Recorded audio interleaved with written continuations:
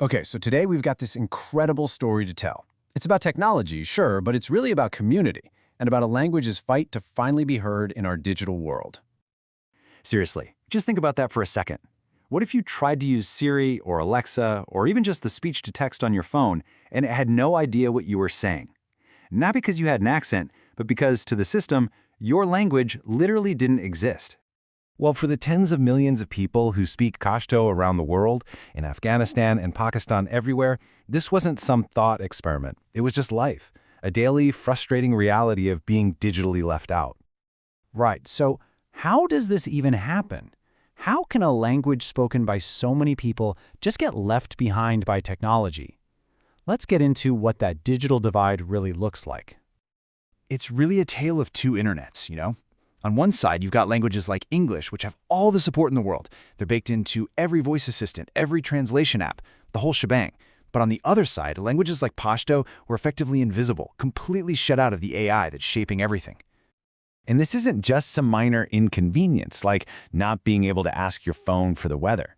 This is about being cut off from essential services. It's about the real risk of losing cultural and linguistic heritage. It's about isolating communities, especially older folks in the diaspora, and putting up huge walls to getting critical aid and information. But, and this is where the story gets really good, because when big tech wasn't going to build a solution, the Pashto-speaking community said, fine, we'll build it ourselves. And the tool they found?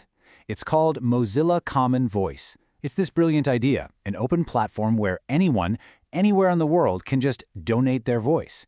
You're helping to build these massive free public datasets that can be used to teach machines to understand different languages. It's all about democratizing AI.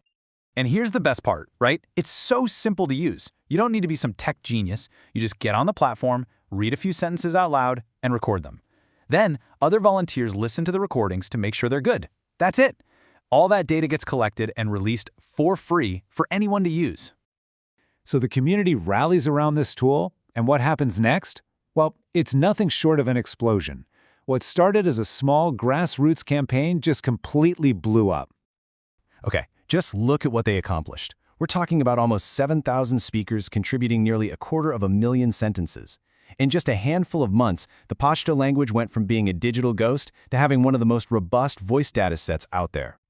I mean, let that number just sink in for a second. Over 3,200 hours of recorded speech. That is a massive amount of data, more than enough to build powerful, accurate, real-world speech technology. So this wasn't just, good job everyone. No, this was historic. The Pashto campaign became one of the fastest-growing, most active campaigns on the entire platform, blowing past languages that have been on there for years. So where did all this energy, this passion, come from? Well, it was the global Pashtun diaspora. That was the engine. People were contributing from all over the planet, but it was the community in the USA that really led the charge. And I want to be super clear about this. This wasn't some big tech company swooping in with a blank check. This was a community funding a community. Every single donor was Afghan and Pashtun, putting their own money down to invest in their own digital future. Okay, but collecting all this data is one thing. The real magic is what it means for actual people, for real lives.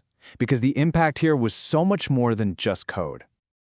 Get this. In a place like Afghanistan, where safe and fair economic opportunities can be really hard to find, especially for women, this project created them. It hired over 100 women across the country to do remote digital work, helping to validate all that data. And that right there, that's what we mean when we talk about ethical AI. It's not just a buzzword, it's local people owning the project, it's paying them a fair wage, funded by their own community, by the way, and it's creating work that's safe, inclusive, and empowering. And from there, the benefits just ripple out across the community. For Pashtuns living abroad, this means building voice tools so their elders can access services without struggling in English or German. It means creating apps to help their kids learn the language and stay connected to their roots. And it means NGOs can now build Pashto language chatbots to get vital information and aid to people who need it most. So, okay, where does this all lead? What's the big picture here? Well, the long-term impact of a dataset like this is, honestly, it's transformative.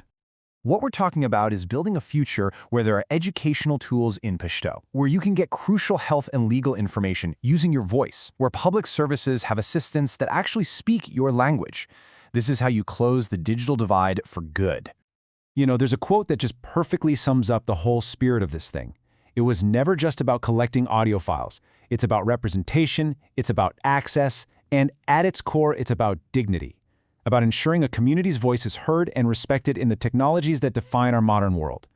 This story is it's powerful proof that a community doesn't need to wait for permission from big tech to build its own digital future. They can grab the tools and build it themselves. And that leaves us with one really important question. Whose voice is going to be heard next?